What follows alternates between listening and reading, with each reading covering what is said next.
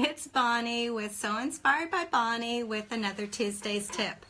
Sorry we're a few minutes late.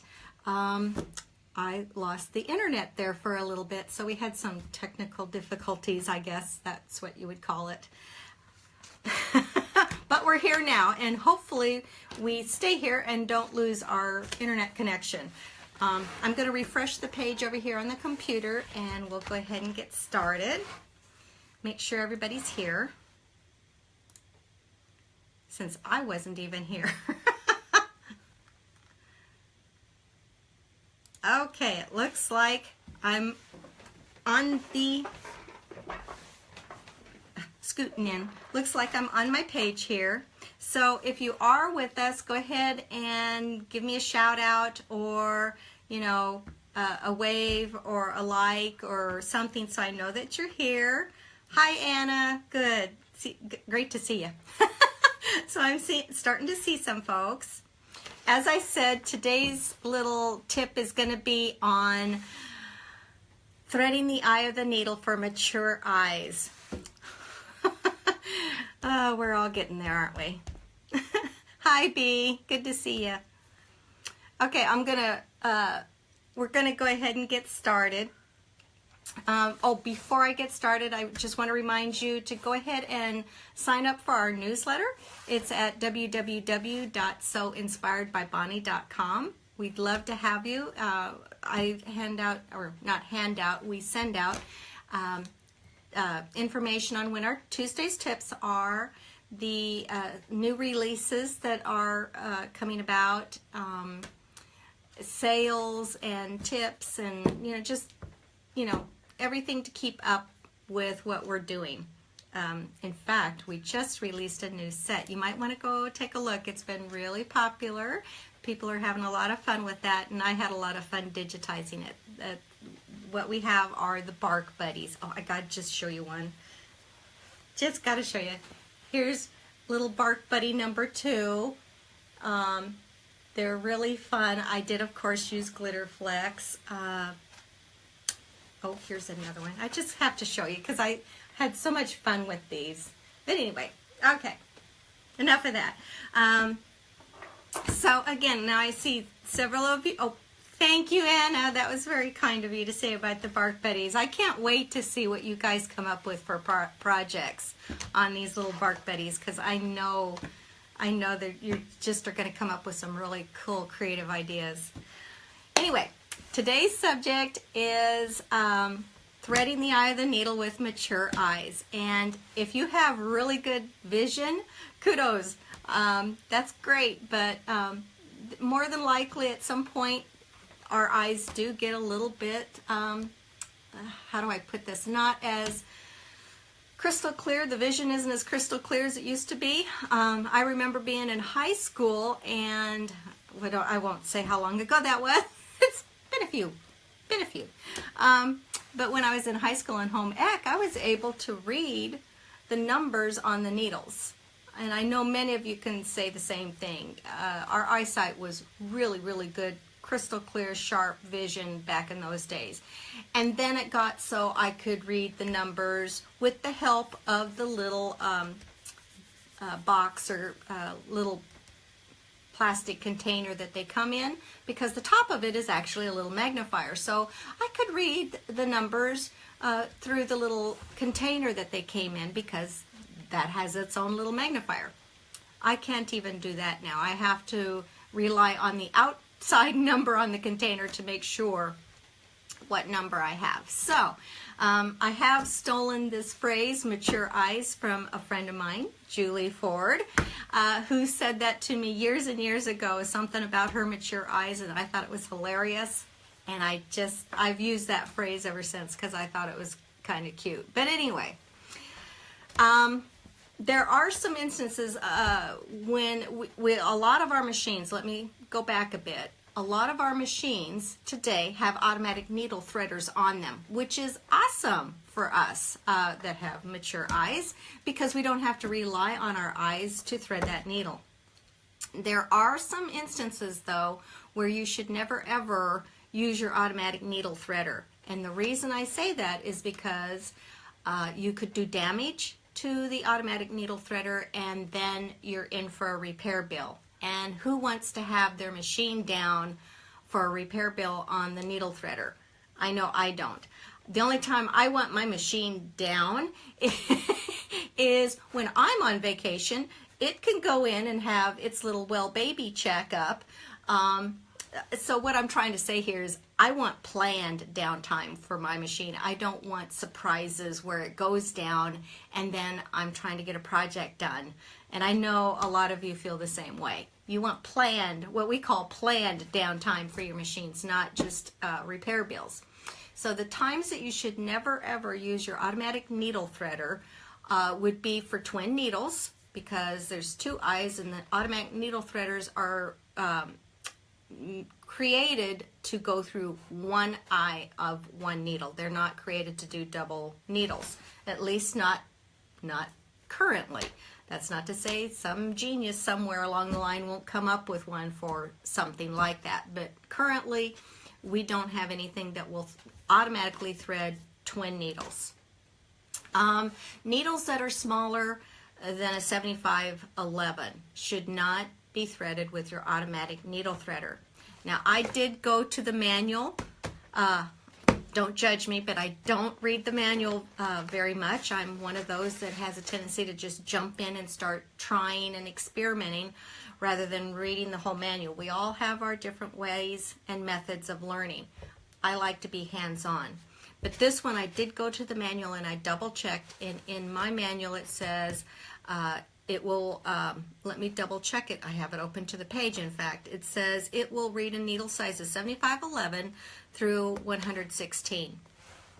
So stay within those parameters if you're using an automatic needle threader.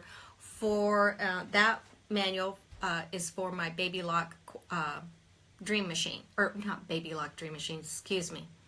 My Brother Dream Machine. It's the Baby Lock Destiny would be the Baby Lock version of that. So you definitely want to check your manual just to make sure, because each machine might be a little bit different, but I think that's pretty standard across the board. But double check your manual just to make extra sure for your particular make and model of machine.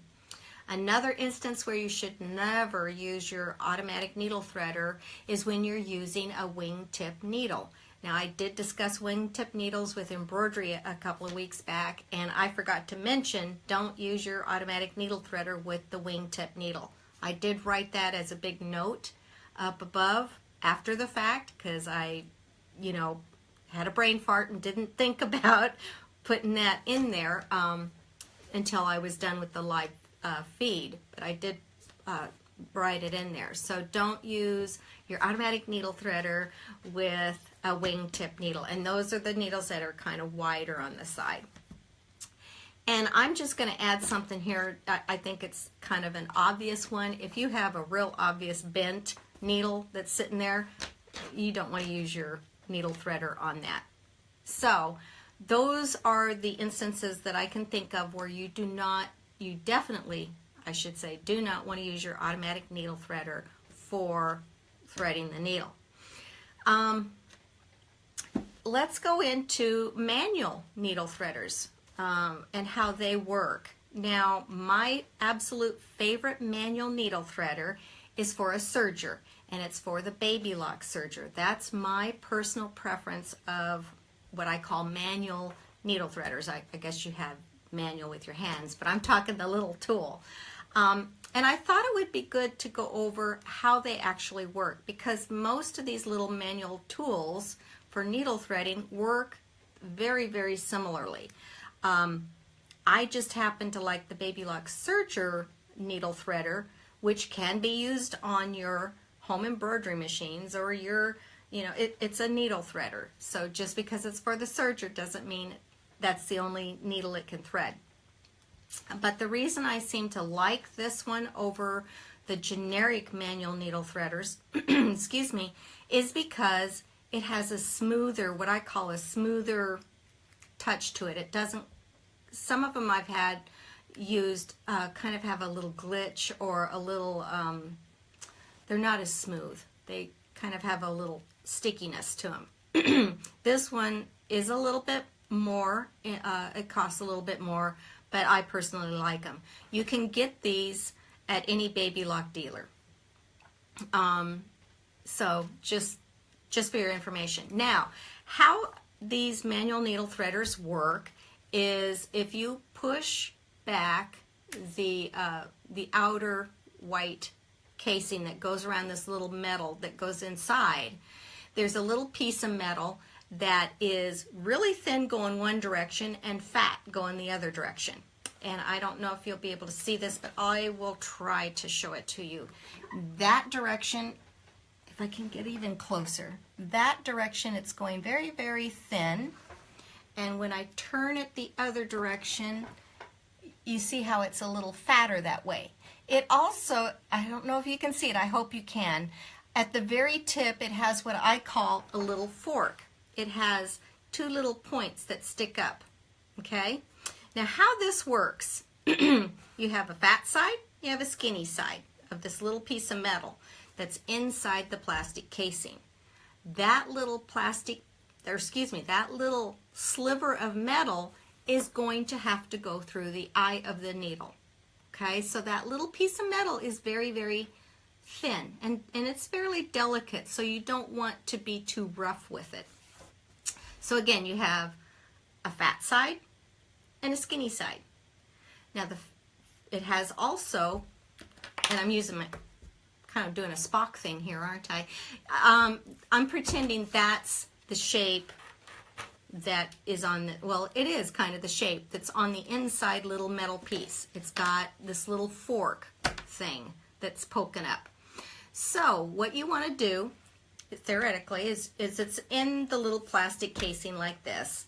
You want to put your thread inside the little fork, and then you want to turn it so it's skinny, and then go through the eye of the needle, okay? So on the baby lock one, and so that's why I explain that to you, so that you can, if you have one of these, you can look at it at home and say, oh yeah, I see the skinny side and I see the fat side, and mark it, and I'll get to that in a minute. You'll mark them like 1 and 2 for step 1 and 2. Okay, so step 1 is we want that little fork to be horizontal and fat. You know, the fat side pointing toward the needle. Okay, so it's not going to be able to go through the eye pointing toward the needle, but we got to catch the thread first. So on the baby lock version, there's a blank side and a heart side. If you have it with the blank side facing up, where you can look down and see the blank side, that's the fat side. Okay, I would mark that number 1. What you're going to do then is you're going to lay the thread. Let me go get some thread real quick. I should have had it, but I didn't.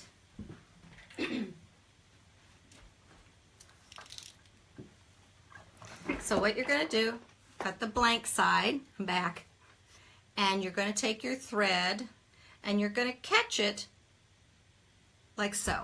So I've just, you know, this is up in the machine. I've just caught the thread. Now I want it to go the fat way. Remember this, or excuse me, I want it to go the skinny way. This is the fat way. I've caught the thread. Now I'm going to turn it 45 degrees, or right now just so that the little heart is facing up on mine. On another generic one, you'd mark this number 2, and the thread is going across now. Then what I'm going to do is pretend this is my needle. I'm going to go up to my needle and ever so gently push against the needle until I can feel that little inner metal touching. I don't want to push hard because I don't want to bend the little inside metal part out of whack. I just want it to be touching the needle. And then I'm going to gently slide it down, keeping it touching, so I have enough pressure against the needle where I can feel that that metal is still touching, and eventually it's just going to fall into the hole because now it's got the skinny side facing the needle since I rotated it. I hope that makes sense. So again, on the baby lock version, I'm going to start with the blank side, and I'm going to just catch the thread with it. I'm going to turn it until I see the little heart. Number 3 is push it up against the needle ever so gently until it stops. And it'll stop if you go nice and slow, and then just slide down, and it'll fall in the hole, and it'll push the thread through. I think it's important that once you know how these little guys work, it makes sense how to make them work, instead of just sort of hoping for the best. So that's how a manual needle threader works. So that comes in handy if for some reason your automatic needle threader breaks, or you don't have one on a machine, or what have you. But what happens if you don't have one of these? Well, I've got another little trick up my sleeve. Let me get the machine. Unfortunately, Facebook has changed some buttons, and I wasn't able to turn my video mirror image so that the lettering and the machine is facing correctly. You're going to see it mirror image. I apologize for that, and I'll try to, hopefully that button will come back. Facebook changes things all the time on us, but let me get the machine.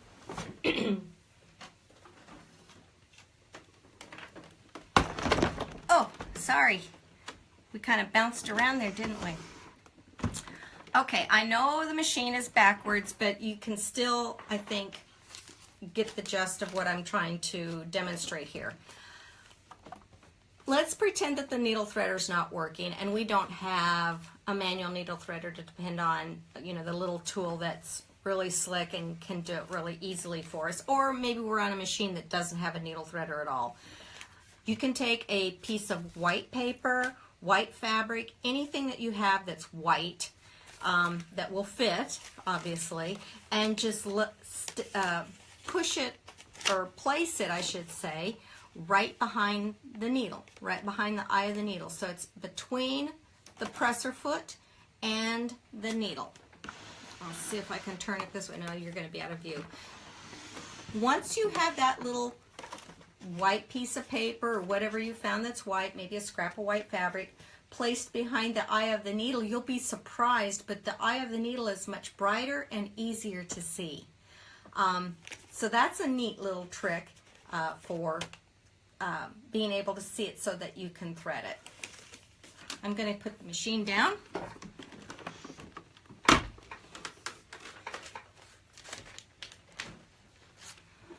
So those are a few of my little tricks and tips on threading the needle for mature eyes. I'm going to hop on over here and just see if we have any questions, because I know that can be a little confusing. I'm sitting on my feet.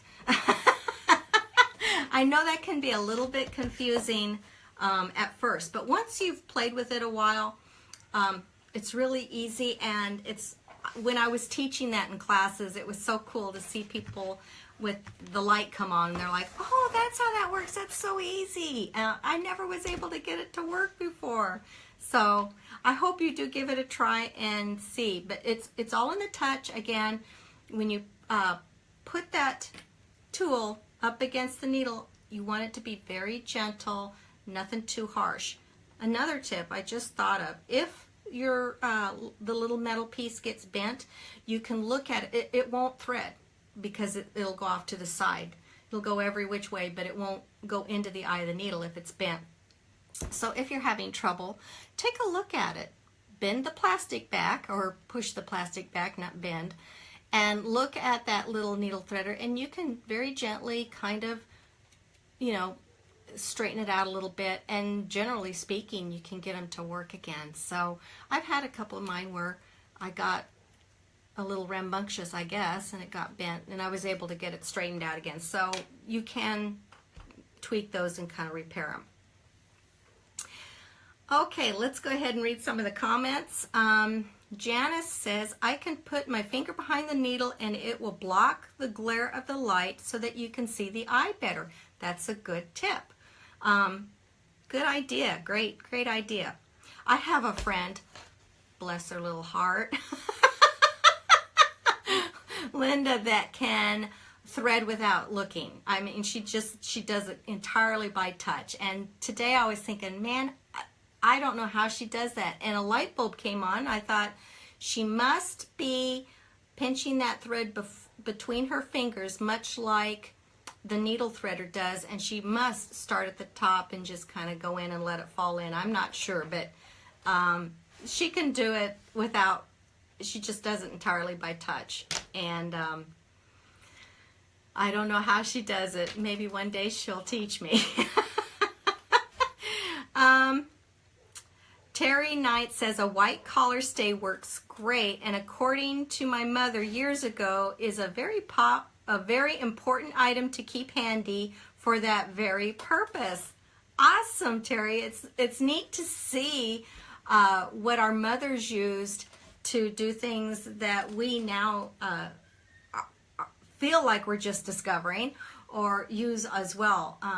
I was thinking the other day of not paperweights, but how a long time ago we used to pin all our patterns in when we were making garments, and we would put all those little pins in and make sure they were, you know, strategically marked. And my mother came across and said, you don't need all those straight pins. That's time consuming. Get some knives out of the kitchen drawer and lay those down. Well, we use weights now a lot, and my mother used her own version of a weight, which was the kitchen knives, your dinner knives, you know, the dull ones, and they were heavy, and they did great. So Terry, that's a neat idea to use the white collar stays. Very clever. Teresa, hemostats are helpful in hiding the thread or holding the thread also.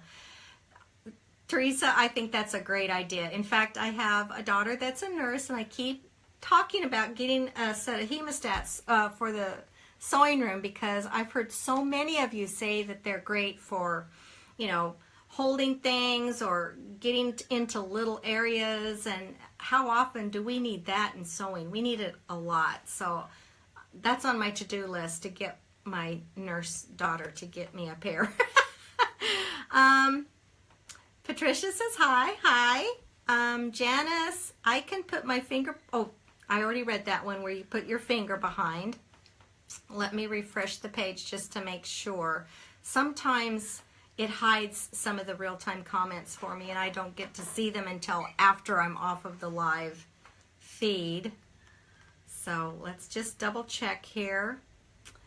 I think that looks like maybe all the questions or comments that we have. Yeah, looks like it was kind of short and sweet today, so that's a good thing. That's a good thing. Well, if you have any questions that you think about or comments, please don't hesitate to post them, and I do check on that periodically.